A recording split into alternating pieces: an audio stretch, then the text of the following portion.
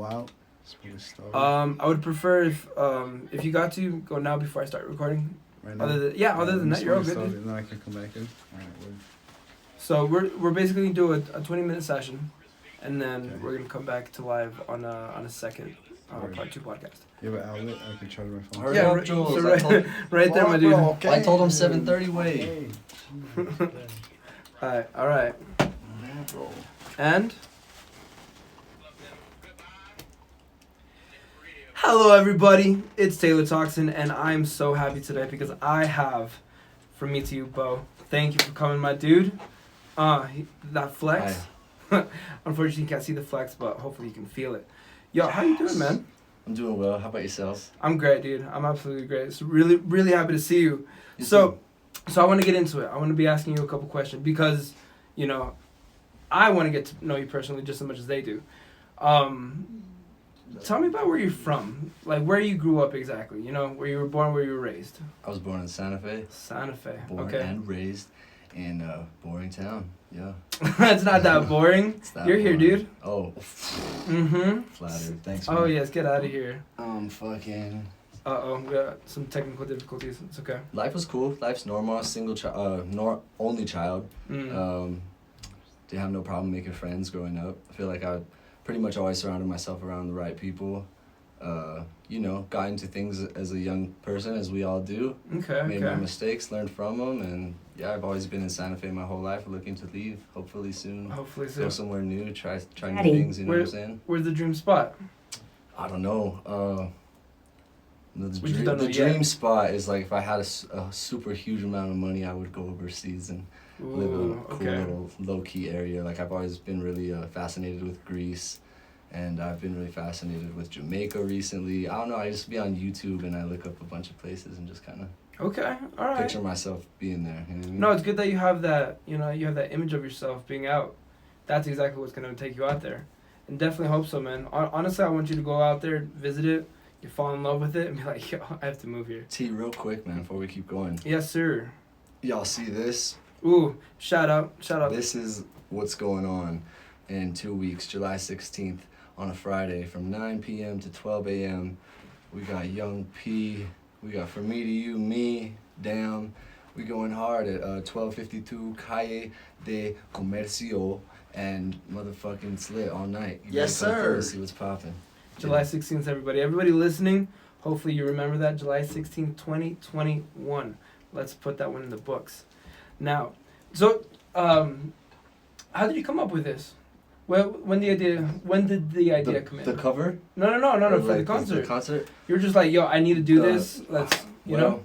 At the last concert, if you were there, thanks. June 13th was fucking June awesome. 13th. Shout out to you. Fucking great time. Fabulous show. Absolutely, man. Yeah, if you were there, I said, we're doing this all summer, we're doing this every week. And yeah, this came about by let's get a show as fast as we can. And this was the fastest first availability that we got. Can't wait, dude. I didn't get to book as much stuff as I thought I would, but you know, booking isn't easy. And scheduling's not easy. COVID's over and everyone's out trying to have a good time and promote their music, Got get you. their art out. So it's hard to book a lot of places right now. So like I said, thank you, and shout out to Young P's mom for hooking us up with this awesome warehouse. It's gonna be a fabulous fucking concert. I hope to see all of y'all there. Hopefully we're going to be seeing quite a few of us because we have been really desperate for it. I mean, personally I have been. You know, I'm not speaking for everybody, just saying for myself. And also, I want to talk about that last concert because it was, the first concert right after COVID, which was a huge deal. It was at 3910 Fields Lane over at our venue spot. Caribe Event Center. Caribe Event Center. It was huge, and luckily because of that show, I was able to talk to the opener, GXL, which was my second podcast. If you guys haven't listened to that, definitely go back. And my first, who was the second of the show, Zyard. Great man. My brother. Definitely go look at that or listen back to it. Absolutely great time. Bless the kid. On my YouTube, if anyone wants to recap the show, but you don't need to watch it because you just need to go to this one. Go to this and one. The next one, see what's good. You won't regret it. The You energy won't. there is $5, best $5 you will ever spend in your entire life. So talking about music, I want to know about your last song. What is the last song that you've been working on? How did you come to it? You know, give me the details. I just dropped a single about like 2-3 days ago called "Say You Will." It's just freestyle. I make most of my music now. I used to write all my music, and nowadays I do a punch-in style of freestyling where I'll do line by line and pretty much just like sit there as long as I need to on each line and come up with the most organic thing I can in that moment when I'm feeling the beat the most. So yeah, literally, I'm not gonna lie to you, most of my music is made by like I throw on the beat and I'll throw the headphones on and I'll just like till I find the melody I like, or like, you know, I'll just like be saying things but not words. Okay. And then so basically when I was making that song, it's on SoundCloud. It's not out everywhere. Go get it. Say You Will. It's fucking fire. Throw a like on it. But yeah, I was basically on the mic like, say you will, say you will. And I was like, say you will, say you will. And then I also got a little bit of inspiration from the Kanye West song Say You Will on that one too. So no way.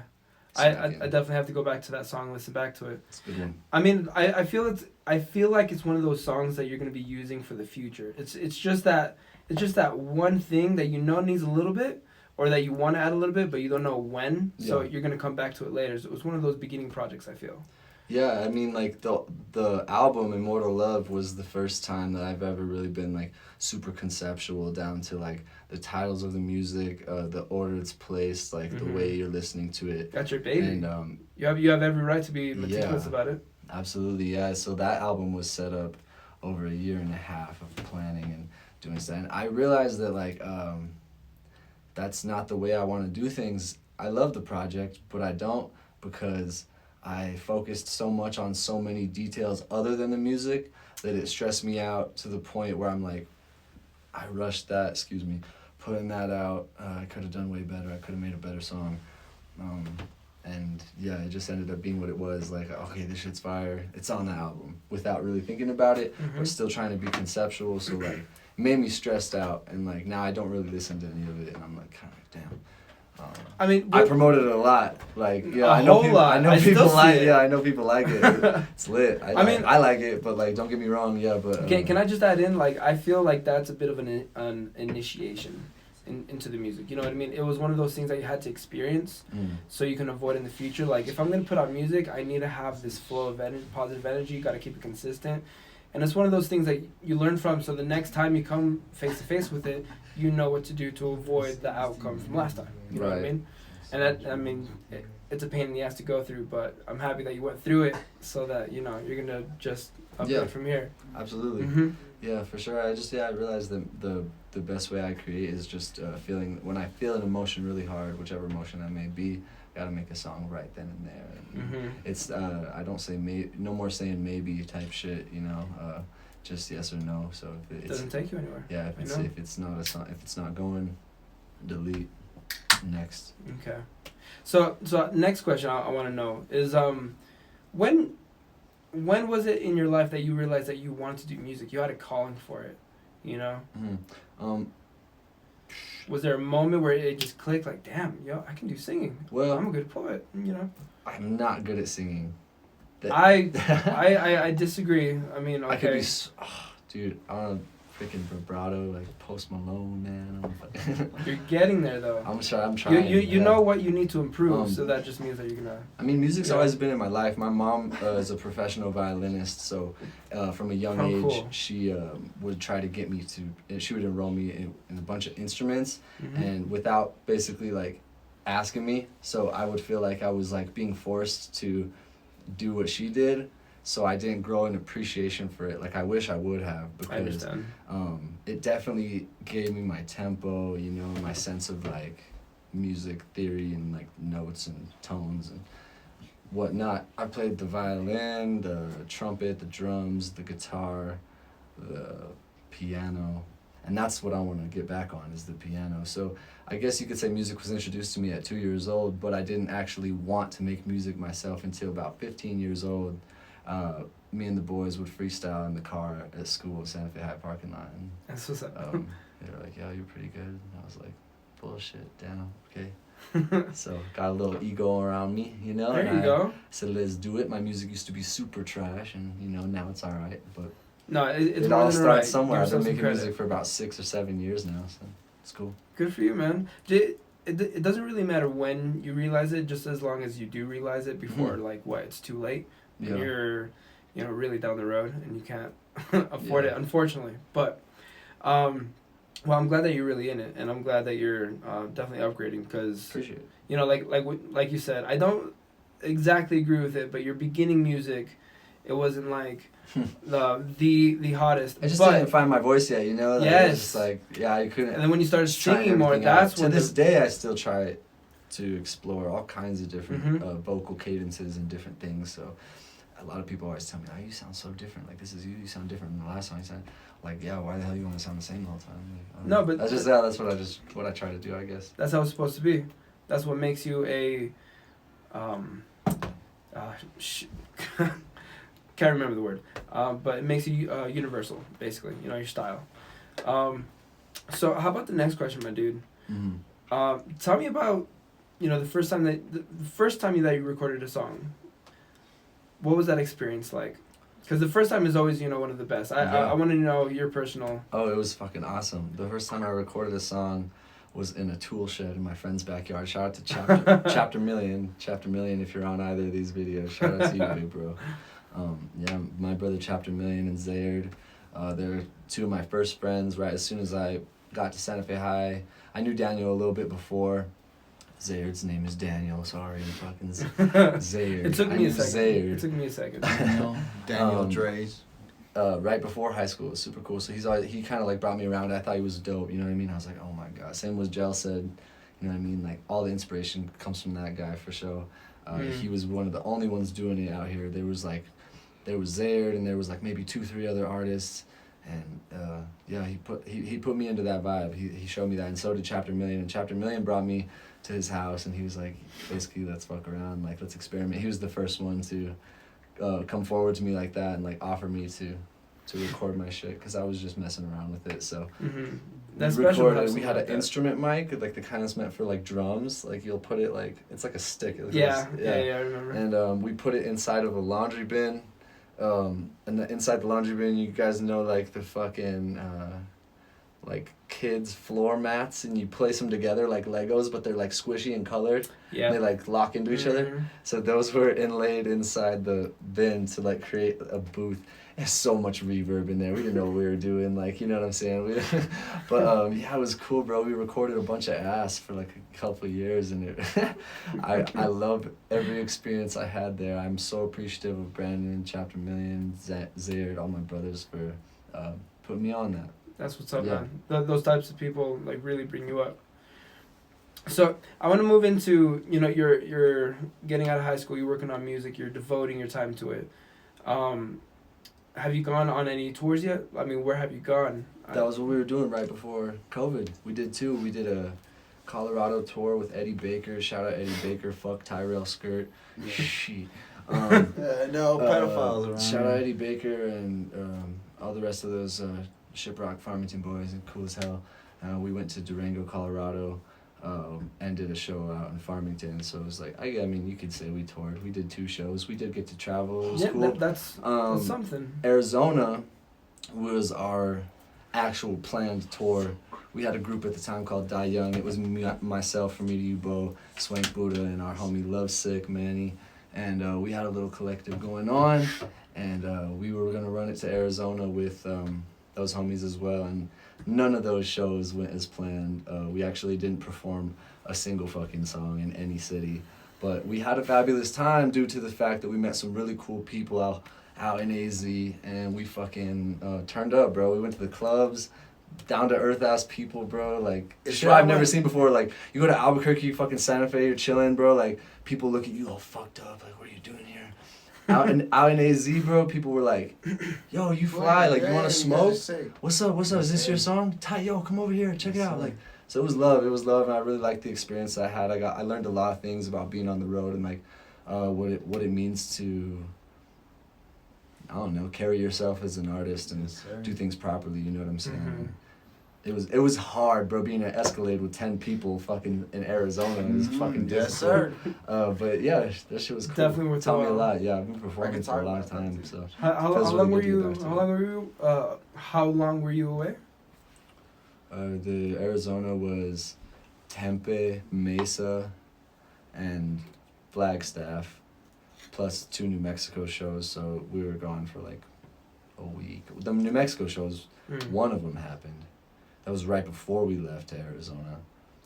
Came back. We're supposed to have another New Mexico show. Had issues with people on the tour on the way, and that show didn't happen. So we were gone for probably like a week to week and a half, something like that. And Durango, we were only gone for like 2-3 days. Shout out to my mother. If you can't credit your mom, shout out to all the moms out there. Okay, this is what happened. All right, so we're in Farmington. We're doing the show. They were like, "Yo, you guys want to finish the tour with us? You trying to come along?" And we were like, "Oh my God, like." Yeah, duh, but like we didn't have no money. Like we spent it on the hotel for that city that we were in. So we were like, call my mom. Shout out to my mom. Thank you, Mom. She sent me $100 and we went to Colorado and we fucking turned that shit up. And we didn't have no hotel in Colorado either because we spent all our money on gas and food. And Julian Pelacas, do you remember his name? That kid that we stayed at his house, what was his name? I'll plug him on. White? Are you talking about Colorado? Yeah, what was his name? I have no idea. So basically, like, he opened up for us. It was his first concert of his life. He was super jazzed, and we were like, fuck, we don't got nowhere to stay. He was like, yo, y'all could come stay at my house. So we were like, that's cool as fuck. Go over to this kid's house, like, up the street. Durango's weird, bro. Durango's a little canyon instead of a mountain. Fucking pulls out some acid. He gets a vial of acid. He's like, you guys want to have a good night? Like, we did some. And then he's like, watch out for my lizard. Yeah, he's like, watch out for my lizard. I'm like, what? Some groupie bitches followed us from like the last city into Colorado. They're like in our car, like we were on acid, like we didn't know what the fuck was going on. It was crazy. It was fun. Those experiences, dude. Those are payments. I fucking love it, dude. So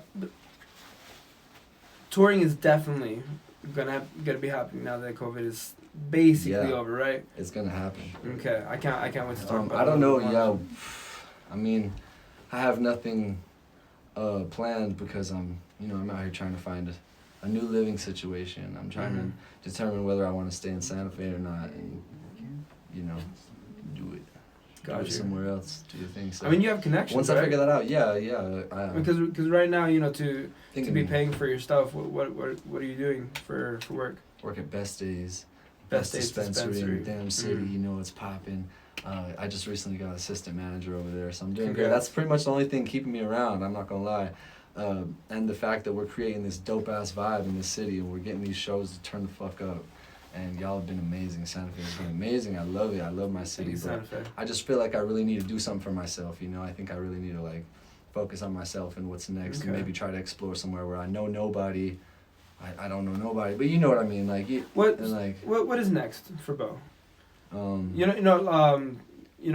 would you want? Not going anywhere. I'm just playing. Going to, I don't know. I've been looking at Florida. I've been looking at Colorado, and I've been looking at here. So between those three.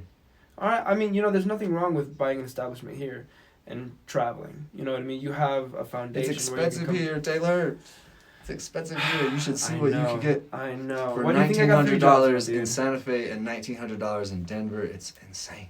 Shout out Mike. If you know, you know. I know you're gonna be able to find a way. I know, in time. Yeah. So back to your music. I wanna talk about. So if someone walked up to you or someone was having a conversation with you, what would you say you are the type of artist? So, I love that you asked me this question because, I freak out when people ask me that. Like, what kind of music is that? I just told some people downtown, we were putting out flyers and they asked for some directions, and I said, we're having a concert July 16th. You guys should come through. It's gonna be awesome. They said, what kind of music do you make? I was like, fuck, I hate this. It's like, a reason I hate it is because I hate being the white kid that says I'm a rapper. So I tell them, like, I do make a variety of music, and that's why I try to switch it up and do the most.